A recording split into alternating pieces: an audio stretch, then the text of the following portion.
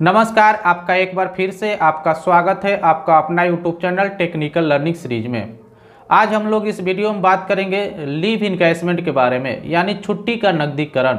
एक रेल कर्मचारी अपने सेवा के दौरान छुट्टी का नकदीकरण यानी कि छुट्टी के बदले पैसा कैसे प्राप्त करे, यानी कि अपने छुट्टी को सेल करेगा और सेल करने के बाद उस छुट्टी के बदले रेल कर्मचारियों को पैसा मिलेगा। बहुत सारे हमारे रेल सहकर्मी हैं जिनको इस नियम का जानकारी नहीं है, जिस कारण वो इसका लाभ नहीं उठा पाते हैं। वीडियो में लीव इनकैशमेंट यानी छुट्टी का नकदीकरण, छुट्टी के बदले पैसा कैसे ले, इसके बारे में हम लोग विस्तार से चर्चा करेंगे। तो वीडियो को शुरू से लेके अंत तक जरूर देखिए और मैं आशा करता हूं कि अगर आप इस वीडियो को शुरू से लेके बिना स्किप किए अंत तक देख लेते हैं तो आप भविष्य में इन सभी लीव इनकैशमेंट का लाभ उठा पाएंगे। तो चलिए वीडियो को शुरू करते हैं। वीडियो शुरू करने से पहले आपसे एक रिक्वेस्ट है कि आपने अभी तक इस चैनल को सब्सक्राइब नहीं किए हैं तो प्लीज़ सब्सक्राइब कर लीजिए, लाइक कीजिए और अपने सहकर्मियों के साथ शेयर जरूर कीजिए, क्योंकि आपका एक लाइक और एक सब्सक्राइब जो है इस प्रकार के वीडियो बनाने के लिए मोटिवेट करता है। तो चलिए वीडियो को शुरू करते हैं। सबसे पहले हम लोग जानते हैं कि लीव इनकैशमेंट क्या है और यह कितने प्रकार का होता है। बता दूं कि लीव इनकैशमेंट दो तरह से होता है। एक तो सेवा के दौरान लीव इनकैशमेंट कराया जाता है और एक सेवानिवृत्ति के समय लीव इनकैशमेंट कराया जाता है।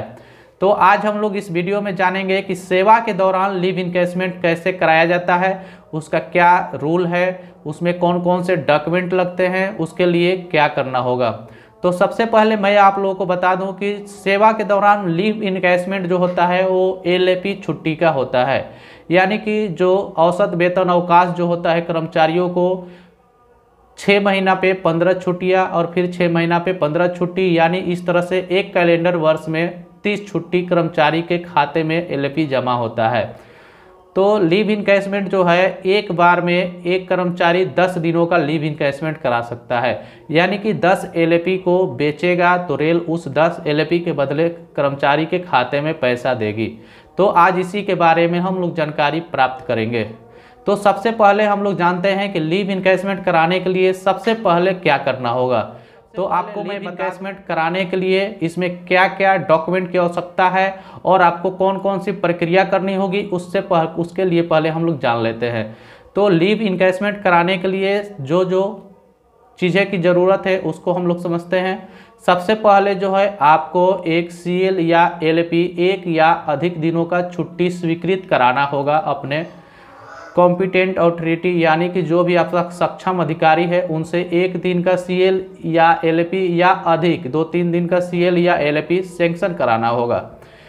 LAP सेंक्शन कराने के बाद आपको एक पास या PTO HRMS के माध्यम से निकालना होगा।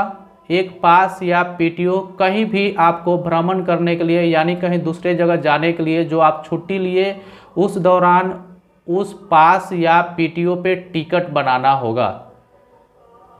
तो टिकट बनाने के बाद जो है आप उस जिस डेट में आप टिकट बनाए हैं किसी दूसरे जगह आप वहाँ पे जाएंगे और फिर जब वहाँ से ट्रेवल करके आप वापस आएंगे तब ये सारी प्रक्रिया करेंगे।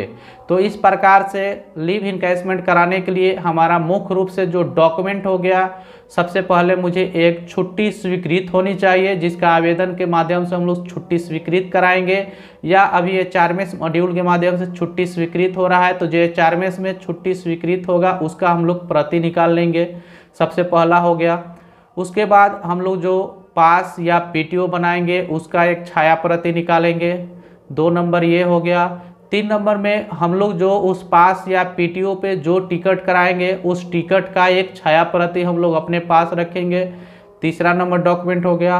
और चौथा नंबर डॉक्यूमेंट हो गया कि लीव इनकैशमेंट का फॉर्म अप्लाई करेंगे। तो आप सिंपल समझ गए कि लीव इनकैशमेंट कराने के लिए आपको सबसे पहले छुट्टी लेनी होगी। छुट्टी के बाद आपको HRMS के माध्यम से पास या PTO यानी कि फुल सेट पास या PTO लेना होगा, यानी कि जाने और आने के लिए उस पास या PTO पे आपको टिकट कराना होगा। और टिकट जब हो जाएगा और आप जब उधर से घूम कर आ जाएंगे, ट्रेवल कर लेंगे, उसके बाद आपको लीव इनकैशमेंट फॉर्म भर कर उसके बाद अपने सक्षम अधिकारी से सिग्नेचर या फॉरवर्ड कराकर आपके जो भी डिवीज़न में डीलर बैठते हैं, आपके डिपार्टमेंट से संबंधित आपका जो डीलर बैठते हैं पर्सनल डिपार्टमेंट पे, उनके पास लीव इनकैशमेंट फॉर्म भर के और उसमें संलग्न जो भी दस्तावेज है यानी स्वीकृत छुट्टी का कॉपी, पास या पीटीओ का कॉपी और एक जो टिकट कराए हैं उसका प्रति जमा कर देंगे। जमा करने के बाद जो है आपको वहाँ पे कुछ दिन समय लगेगा और प्रक्रिया होने के बाद आपके 10 दिनों के लीव इनकैशमेंट का पैसा आपके अकाउंट में आ जाएगा। अब हम लोग समझते हैं कि लीव इनकैशमेंट होने के बाद इसमें आप कितने दिनों का लीव इनकैशमेंट करा सकते हैं। तो एक पीरियड में जो है अधिक से अधिक आप 10 दिनों का लीव इनकैशमेंट करा सकते हैं और उस समय जिस समय आप लीव इनकैशमेंट करा रहे हैं उस समय आपके खाते में यानी कि अवकाश खाते में कम से कम 30 छुट्टी शेष होनी चाहिए। 30 छुट्टी शेष होनी चाहिए का अर्थ हो गया कि जो आप 10 छुट्टी लीव इनकैशमेंट करा रहे हैं उसको खत्म करने के बाद 30 छुट्टी होना चाहिए। सपोज कीजिए कि आपके अकाउंट में 40 छुट्टी है और उसमें से 10 छुट्टी का आप लीव इनकैशमेंट करा रहे हैं तो 10 छुट्टी माइनस होने के बाद आपके खाते में 30 छुट्टी बचेगी। यानी कि सीधा सा मैटर है कि आपके अकाउंट में 40 छुट्टी से यानी 40 एलपी से कम छुट्टी का लीव इनकैशमेंट नहीं करा सकते हैं। यानी कि लीव इनकैशमेंट कराने के बाद आपके अकाउंट में 30 से छुट्टी बची होनी चाहिए। तो आप पूरे सेवा काल में यानी कि आप पूरे अपने नौकरी में 6 बार लीव इनकैशमेंट करा सकते हैं। इस तरह से आप एक बार में 10 छुट्टी का लीव इनकैशमेंट करा रहे हैं यानी 10 एलपी का लीव इनकैशमेंट करा रहे हैं तो आप पूरे सेवा काल में जो है आप अपने 60 एलपी का लीव इनकैशमेंट करा सकते हैं। तो आपको 10 छुट्टी के बदले जो पैसे मिलेंगे उस तरह से 60 छुट्टी के बदले आप पूरे सेवा काल में पैसा प्राप्त कर सकते हैं। अब हम लोग समझते हैं कि लीव इनकैशमेंट कितने दिनों के बाद करा सकते हैं। तो देखिए लीव इनकैशमेंट जो है लीव इनकैशमेंट का एक पीरियड बनाया गया है। आप इसको 2 सालों के बाद ही करा सकते हैं। सपोज अब हम लोग समझते हैं कि लीव इनकैशमेंट कराने के बाद हम लोग को कितने पैसे मिलेगी और लीव इनकैशमेंट का कैलकुलेशन हम लोग किस प्रकार से करेंगे। तो लीव इनकैशमेंट का कैलकुलेशन करने के लिए आपको सीधा सा है कि जब आप छुट्टी ले रहे हैं छुट्टी के समय जो भी आपका बेसिक है तो बेसिक और उस समय जो भी आपका डीए यानी महंगाई भत्ता है वो बेसिक प्लस महंगाई भत्ता को जोड़ देंगे और उसको 30 दिन से डिवाइड कर देंगे।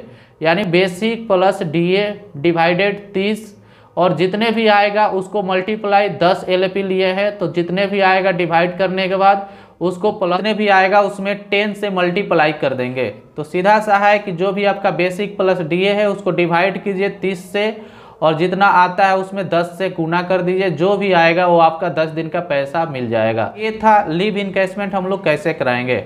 अगर आपको लीव इनकैशमेंट से संबंधित परफॉर्मा नहीं है और उस परफॉर्मा को कैसे फिलअप करना है और उसमें आगे की कार्रवाई कैसे करनी है, अगर इससे संबंधित अगर वीडियो चाहते हैं तो आप कमेंट बॉक्स में ज़रूर कमेंट कीजिए। मैं अगले बार लीव इनकैशमेंट कैसे फॉर्म अप्लाई होता है उससे संबंधित मैं वीडियो बना दूंगा जिससे आपको आसानी होगा लीव इनकैशमेंट कराने में। तो इस तरह से लीव इनकैशमेंट हम लोग करा सकते हैं।